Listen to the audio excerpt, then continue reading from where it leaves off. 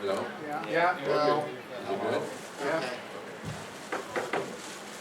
Hi, this is the Jack Kirby Museum. I'm Mark Badger. I'm a comic book artist who worked at Marvel in DC, grew up reading Jack's comics, and I got to shake his hand at his 75th birthday in San Diego before he died and say thank you for all your work.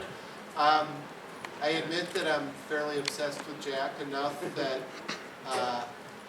when I was a kid of 20-something in Hoboken and breaking into the business, I spent a lot of time in a bar talking about Jack Kirby with a guy named Rand Hoppy, who about 5 or 10 years ago started the Jack Kirby Museum as a way to archive Jack's work digitally as it comes up for sale, so there's some place where it's all originals and high resolutions for future publication for editorials or art historians to write about, and keep all the Xeroxes of his pencils archived, and keep the name Jack out there because, as you all know, Stan Lee created Spider-Man and Fantastic Four and Hulk and thing. And does anybody believe that in this room? Okay, we don't have to go through that. Stan's not here. And Stan's not here, so we don't have to explain what happened to him at all. Stan, don't tell him. Introduce yourselves, young men. My name is Steve Sherman, and I met Jack in 1969. I was working at Marvel Mania, which was putting out a lot of Marvel EGOs and stuff. And this was the time when Jack, just when he had left Marvel and he was going to go to work for DC. And so he asked myself and Mark Ibanier if we'd want to work with him to come up with different magazines and things that he had planned to do. So that's how I met him. And so I was his assistant from 1970 to 1976 when he left DC and then went back to Marvel. And then after that, we worked on a couple projects together. We wrote Captain Victory and Silver Star, originally as screenplays. And then Jack took that and turned them into comic books. So I knew him up until the time he died in 1994. Bruce? And I'm Bruce Simon. I'm an underground cartoonist. I don't know if this is working, but I don't know if I need it.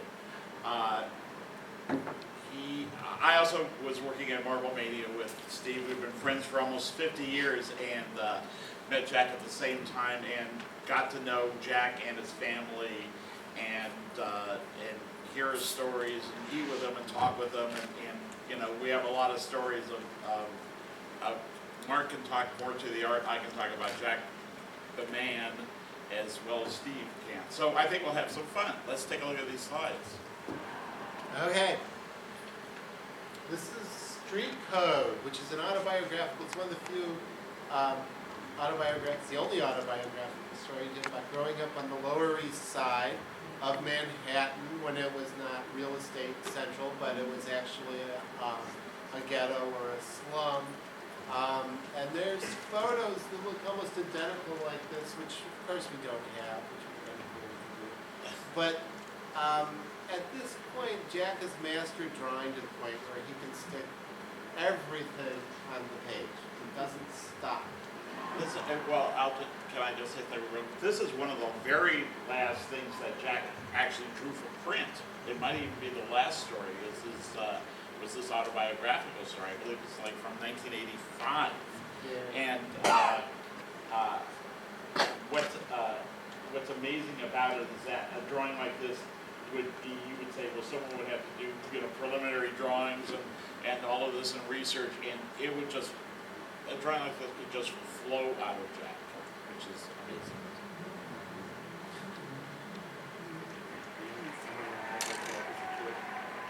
This is another page from Street Code.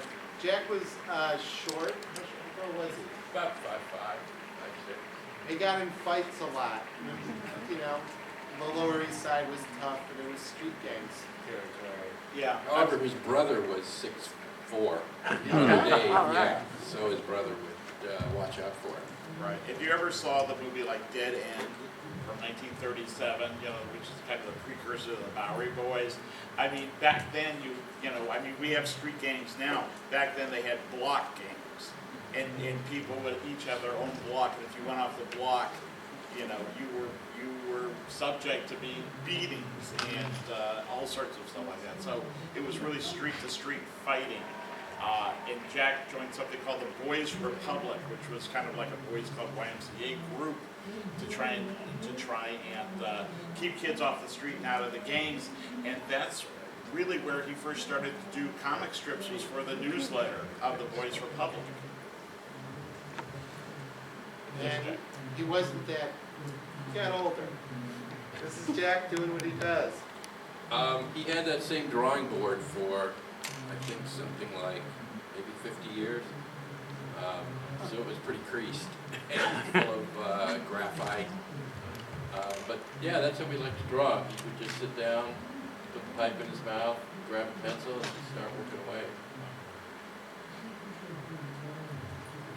And when he was probably not much older than the Street Gang, he was one of the artists that helped start comics.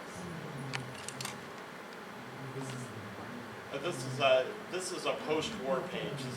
He was starting to do double-page spreads. Yes, that's from like 1946.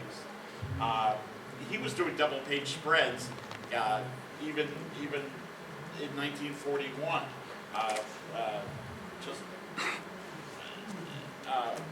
Actually, we have a whole different slideshow of just his double-page spreads. But there's another one from. Is that the Captain America one? No, this is a 50s gang. Boys Ranch. That's the bar fight from Boys Ranch. Yeah. But nobody else was doing things like this. To open up a comic and see a double-page spread like that was just, a total knockout, just another one of his innovations. Or one of his first innovations, probably. Somebody wrote, and I think it's in the catalog, there's a long article about how this parallels one of the pages in Mr. Miracle where the Furies and Big Barda are fighting. After the invention of Captain America, 1941. when he was drafted or enlisted like Well, everybody else. Steve, you know this one. I guess drafted and listed. You could say everybody was going in. The thing about Jack is you can kind of think of him as sort of today he'd be like a hip hop artist or rap, because as a young kid he was in the ghetto and he learned to draw, taught himself basically how to draw. And at the young age of 21 he had a big hit, which was Captain America. So he went from being basically this kid in the ghetto to like almost a superstar, because Captain America was so big. They were selling about 1 million copies or more a month. And he and his partner Joe Simon were like big deals. In fact, they stayed on Captain America for 10 issues and then moved over to DC, where Jack found himself sitting with, Jack Leibowitz and Donenfeld, like giving him their own books with their names on it, which only Siegel and Schuster and Bob Kane had at the time. So he was fairly young when success hit, but then just as that happened, the war started, and so he was drafted into the infantry. At first they wanted to put him in the tank corps, where you would dig a hole, and as the tanks went over, you would have your flamethrower, not a flamethrower, but you'd have your bazooka or something, and you would try and shoot as the tank came over the hole. Well, in training, he saw a couple guys get squished doing that, so he said, nah, that's not for me. So then he tried the flamethrower. He didn't like that either. So finally they made him a scout when they found out he could draw. So they said, oh, okay, so you'll be the scout, you'll go out, you'll draw maps of what's going on, which is probably the most dangerous job of them all, because he was the first guy to go out into the towns in France and check out where the Germans were, and then mark and, figure out where everything was going on, then go back to where everybody was and say, okay, we can either go or we can't go. These pages here, if I'm not mistaken, are from his 1950s war book. It's called Foxhole, and he actually told a lot of his own personal stories in this book. if there's anything Jack liked talking about, even more than comics, it was his war experiences, because he would go, it really was a defining moment in his life. He was wounded, he had frostbite, he was almost killed I don't know how many times. It was really it was an experience that really taught him about human nature and everything. It made a gigantic impression on him. And he's one of the few guys who used his personal experiences in his war comics. And he never made it like a real, a lot of people make war comics like they were just fun and games. Never Jack. I think if you look through his work, everybody sort of talks about fight scenes being one of the big driving factors in his work. But he never portrays people as like heroically the tough, gritty guys who go off and kill 30 people, and that's, they don't even think about it. There's always the conditions and the values of it they hit you, and you have somebody who actually understands society a little better than anybody else. There's in the catalog for the Kirby exhibition that was in LA, Howard Chaykin does a real nice comparison of these war stories, and these pages specifically to Harvey Kurtzman's work, and how Kurtzman was pacing things differently than Jack was, and how Jack was using the time and the space and drawing these open settings to lay out stories. And this is literally, there was a group of guys at one point. Trina Robbins tells this war story when Jack talks about how he was a feminist before anyone else, where when they were in the war, they had found a female spy, I don't remember if she was Italian or French, who had been working with the Germans, and all the other guys just wanted to kill her and be done with her. And he said, no, you can't kill the dame. It's not right to kill the dames. And that was Jack's definition of feminism. So the story was part of the way it looks. It's better when a real, honest-to-God feminist like Trina tells it. Go.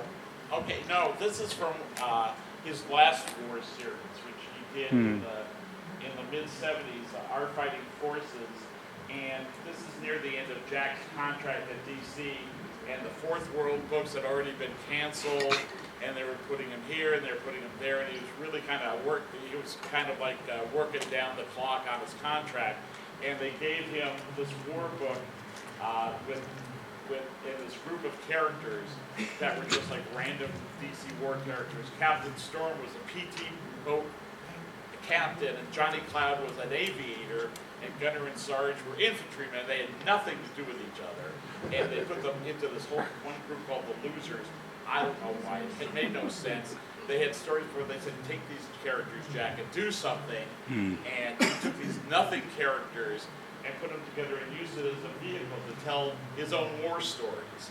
So it's really funny because the protagonists are kind of like ciphers, but Jack used the construct to tell lots of personal stories about his war. Oh, that's a By the way, they also, Simon and Kirby created romance comics, which after the war, after the superheroes wound down and were in a spot period, became a massive hit, selling millions of copies that nobody had done the romance book before, and they did them amazing. When they came back from the war,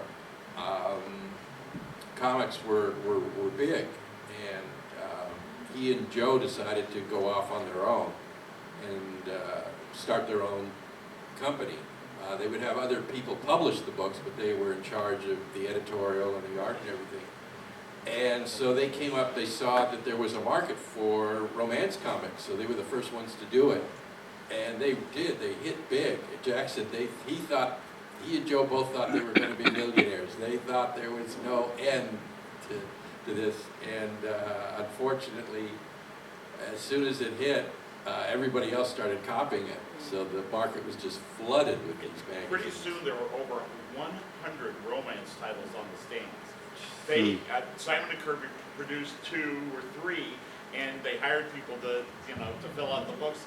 But they were all of a sudden there was like, because people followed the market. Hey, somebody sees something sells, boom, there's 100 of them. when Mad Magazine started as a comic book, nobody had a comic book like that. And all of a sudden, there were like 15 of them. Within like 2 months, there were 15 different ones on the scene. And that's the way the market went. They just kill every trend that would come along. For example, Westerns. Which this is sort of early 60s, late 50s? Yeah, it's around like 1960.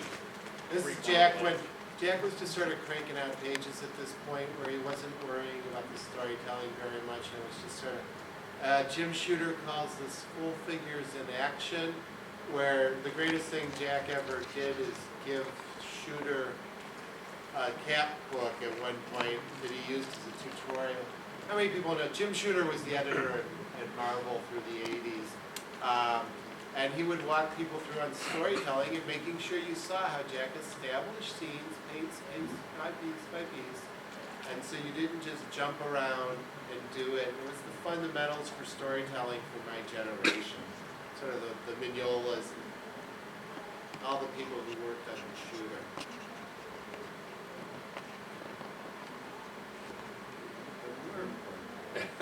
This was, Jack and Joe Simon came up with this in 1941 for, at the time, Timely Comics. And this was a big seller. Well, it's interesting. Let me just run it up to the Marvel age. Gosh, Jack did so many. He worked for just about every publisher. After the comics came in, comic books as the industry just about collapsed. And the company that was Timely, Marvel, Atlas, we're down to printing like 8 books a month. You know, when Jack Kirby, they were about to close up the thing, and Jack Kirby came in and said, you know, let me try and build up the business again. And he started, he says, I'll give you some books that'll sell. He created the Fantastic Four, and he brought back Captain America after the 50s. They tried to bring him back to the 50s. Marvel did without him, and it didn't make it.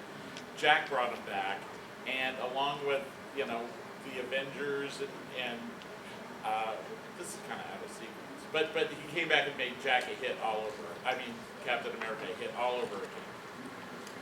But this is like, you know, this was Jack's forte, the cover, like really just nobody else is doing covers like this. They're still not.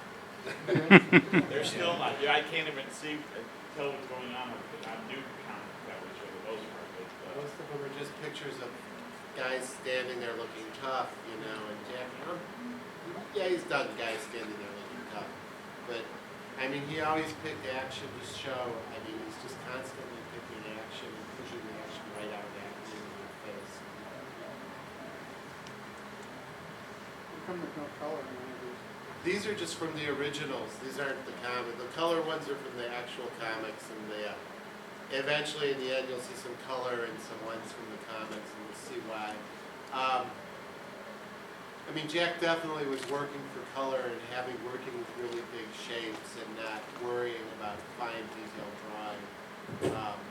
Because at this point, in the early Marvel days, he was trying to establish an entire line. He was pretty much drawing the whole line, where he would draw as many books as he could on his own and lay out books for other artists to do so they could do more and more books, and he could influence, you know, the entire line. He was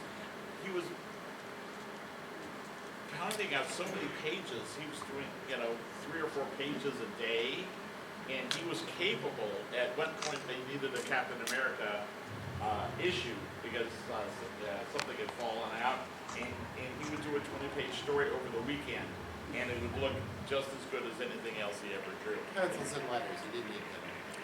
No. At the time he was living in Long Island, they had a house in the basement was a studio. No windows, just the drawing table, radio, television set, some all of his science fiction pulps that he loved, paperbacks. And he would just go down there around, usually around noon, 1 o'clock, and start working till his kids came home around 3 or 4.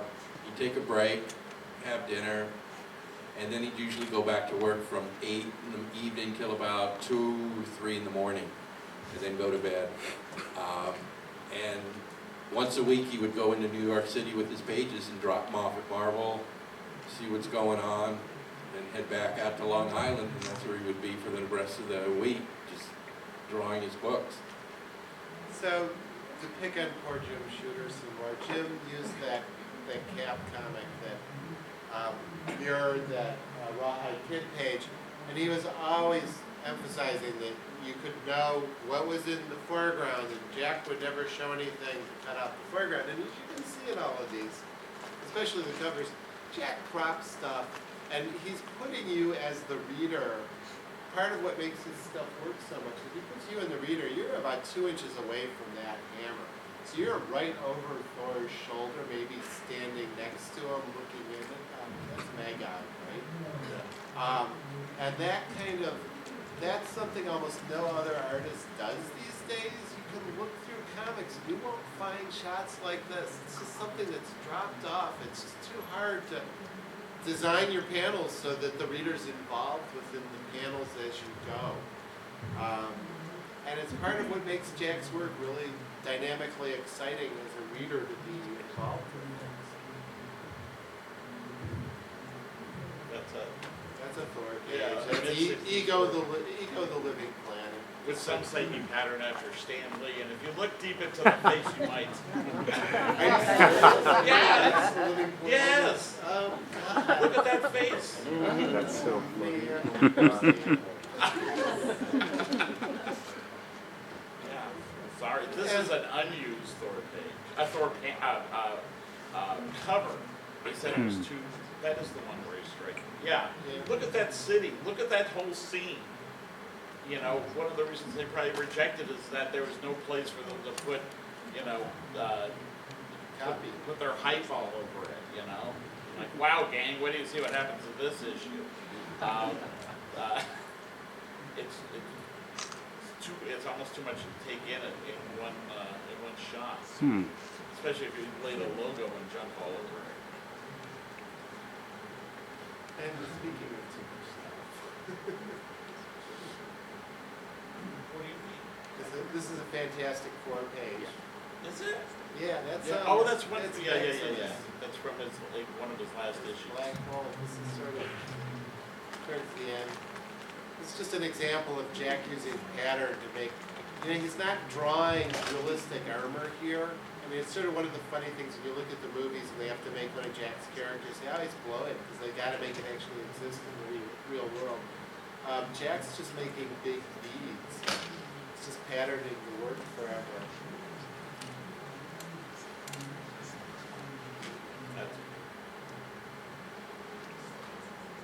It's really amazing when you think not pretty much. He wrote the stories as he drew them and explained in the panels when he said the pencil pages is what's going on in each panel. Most of the time they didn't even know at the office what was going on until they sent the pages in. And then they would be dialogued by Stanley or whoever was assigned to the issue at the time. But he was doing a book a week, 20 pages a week, 4 different books, an assortment of covers.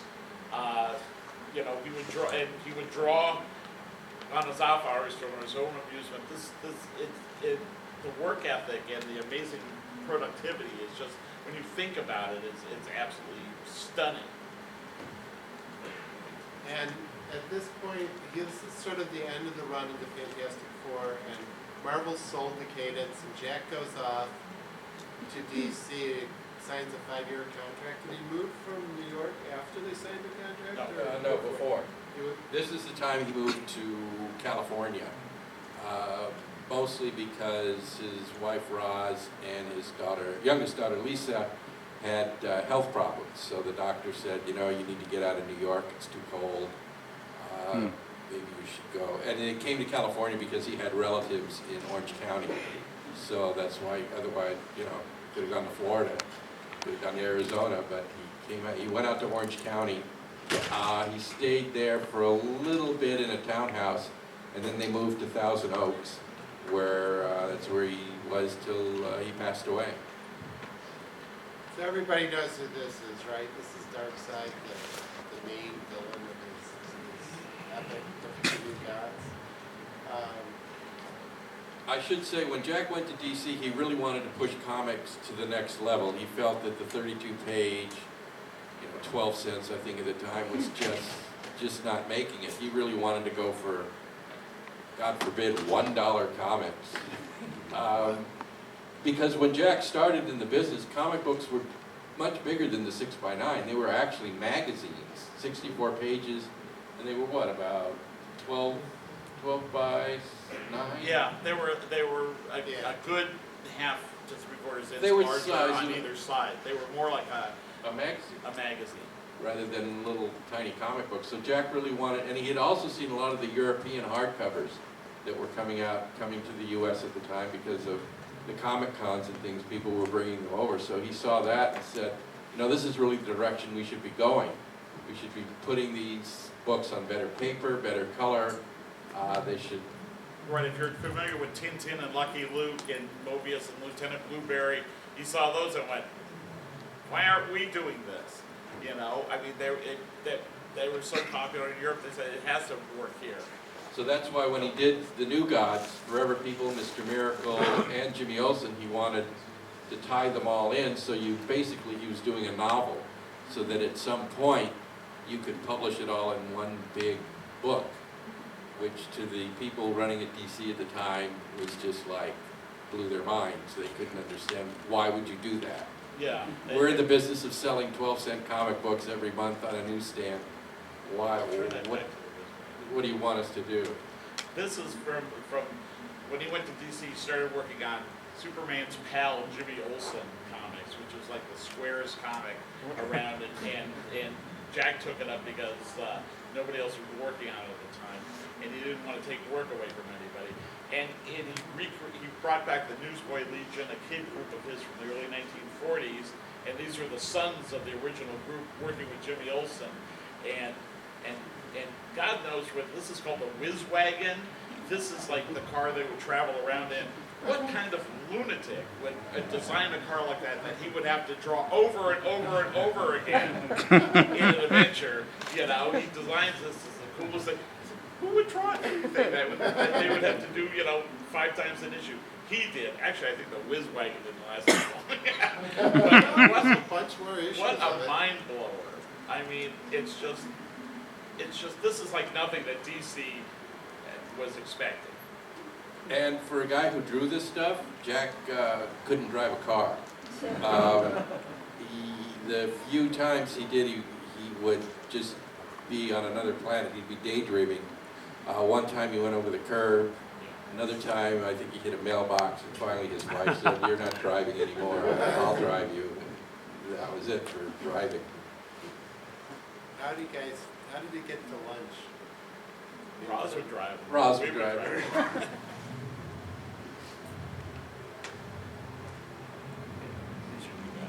This is New Gods. This is like the best fight scene in comics ever. It's really about mattering. Poor Isaiah, his wife gets killed in this next. And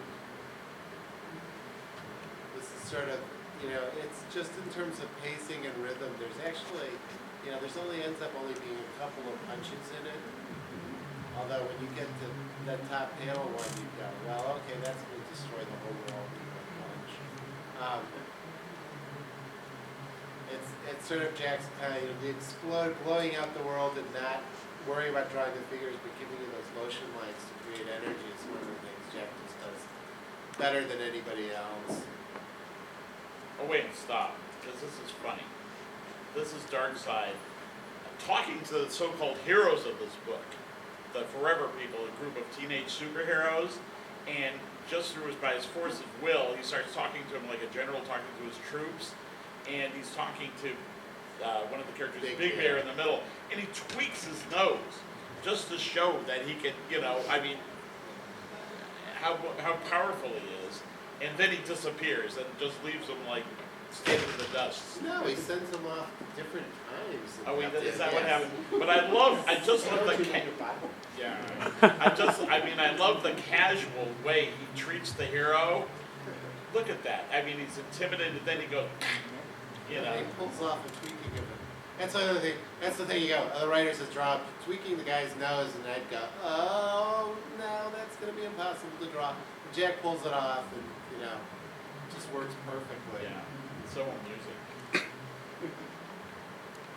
Oh, this is Mr. Miracle. This is Mr. Miracle. Look at that angle. I mean, look at where you must be in that scene to be able to Standing take over that and scene in. Floating over Mr. Miracle.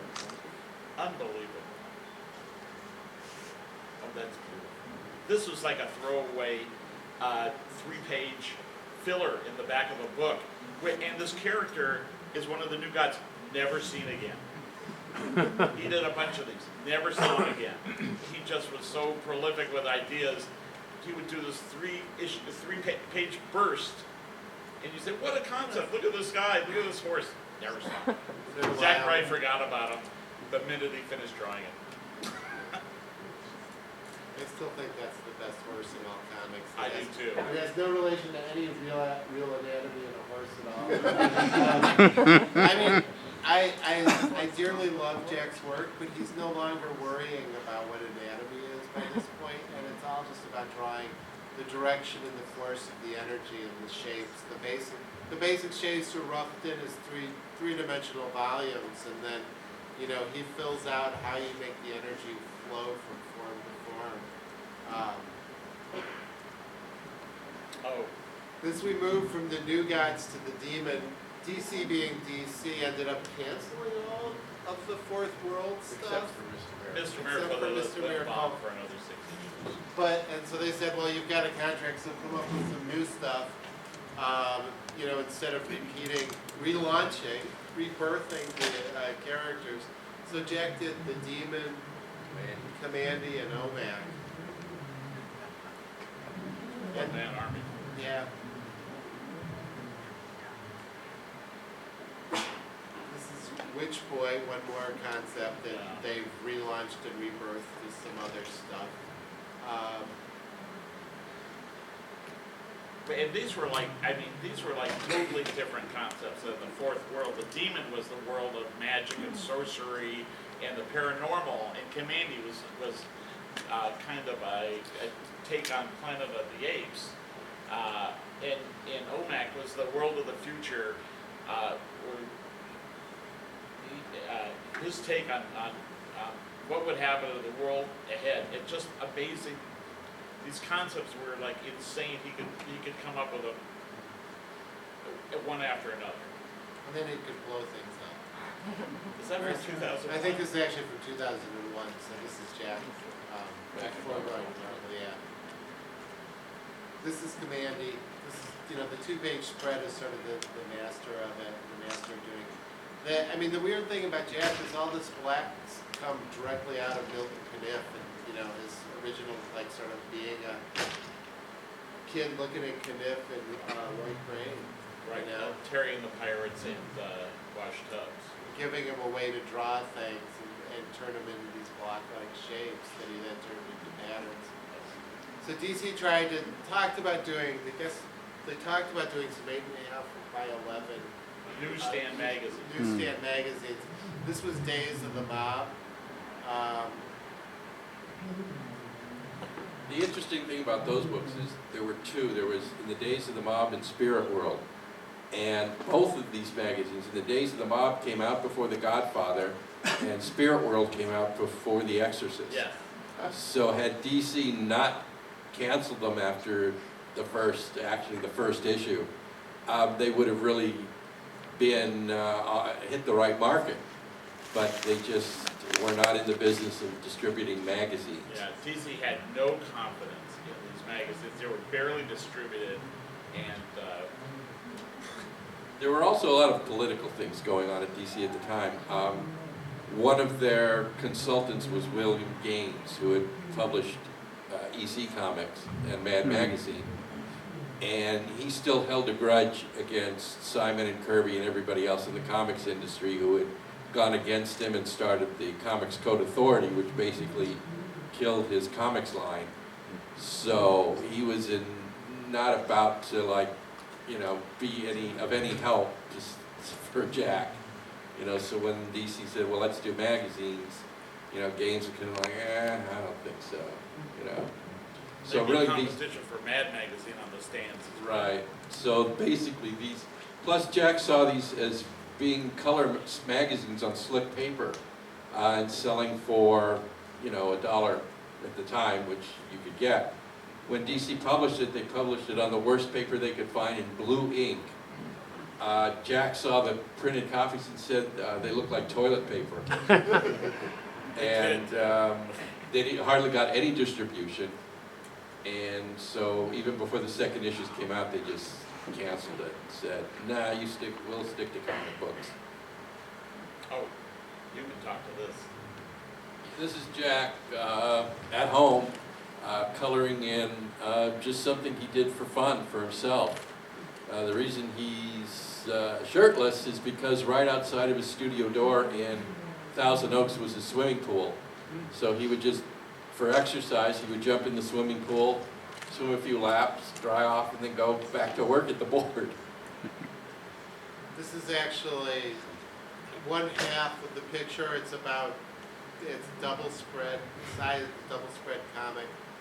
So it's one half, that's the other half. The amazing thing to me is that Jack as an artist is not like derivative of anybody.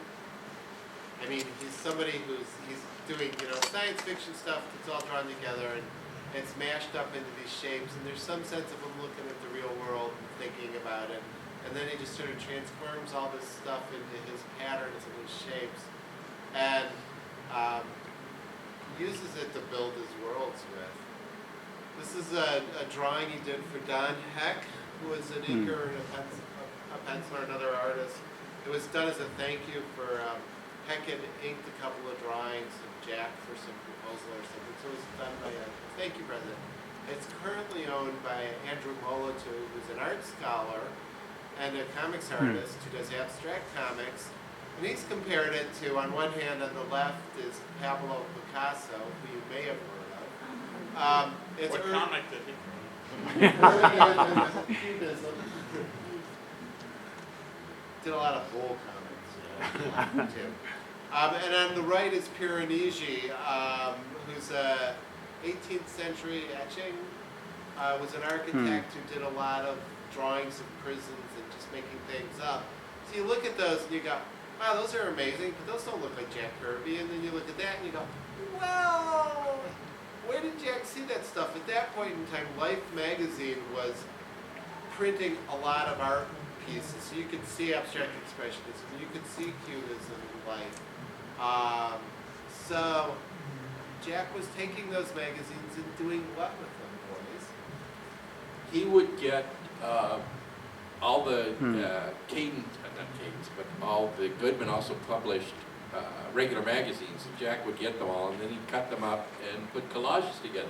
This was from Spirit World #1, and he would cut these up and just try, and instead of drawing, see what he could do just using images, photographs. By the way, the back of that woman's head is my mother, and she's driving our family car at the time. And so I took that picture, gave it to Jack, and he cut it out. And this was from Fantastic Four. And basically he would just take things, cut them out, glue them down, glue them over each other, cut a piece out here, cut a piece out there, like a jigsaw puzzle. And then he would overlay a drawing. And basically what you're looking at is maybe a precursor to computer images, because if Jack had a computer at the time, he probably could have done this on a computer.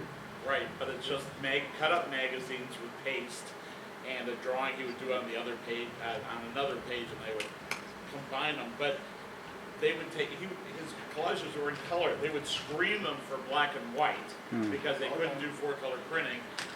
for the most part, not this example. And then they laid comic book color over it. So most of the time they printed like a mushy mess. This is the mushy mess. So this is like Fantastic Four, like Fantastic Four collage, the mushy mess. You can see what we lost out on from doing these things. We've got at the booth, we've got a print from one that he was just doing as entertainment. This was his entertainment and relaxation at the end of the day after. I've drawn 4 comic book pages and I'm going to sit down and watch the TV and I'm going to cut some stuff up and glue it down and move it around. The amount of energy that was in that is just astonishing. This is from one of the Jimmy Olsen's. That's the Whiz Wagon in the middle. Which he made out of cut up. In 5 minutes. Oh, We're going to go quick through this. We're almost on time. We're going to give you 5 minutes for questions. Unless you guys have something. No. Tell the story about it. Tell the story about the magazines. Okay.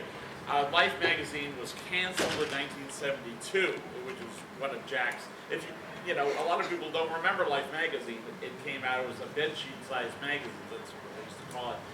Just about, you know, it had a circulation of millions. It was a picture magazine. Before color TV, people want to see the world in color, and they covered news and art, everything in the world. And when it was canceled, Jack said, "Oh my God, what am I going to do? I don't have Life magazine anymore." My parents subscribed, and we had like 10 or 15 years of it stuck in a storage room that we would just throw back there. And when I heard that, we just loaded them up in the car and took them over to Jack so we'd have stuff to cut up for the rest of his life. So, I was very happy. At the end of his life, he started working for, this is a Marvel, this is a late Marvel work. And he went back to Marvel after DC, and he wasn't well accepted, and all the people who thought they knew what comics were and thought this guy didn't know anything about doing comics were bad-mouthing him in the office, and he was out in LA, and it wasn't a very happy time. Although there was some amazing work, obviously, was done. And then finally, comics started catching up with Europe and America, and Pacific and a few other people started publishing mainstream artists doing their own work. And this is from Silver Star that Steve was talking about writing. And it's basically the angel of death going in to wipe out that city. And that's the visuals for it. And I just thought it's an amazing, it's a William Blake level of image. And it's it's for his late work. I think it's an incredibly powerful image. Do we have a couple of questions for the end, folks? Not, we'll keep talking. We're threatening you. Let it go 5 minutes. Are there questions?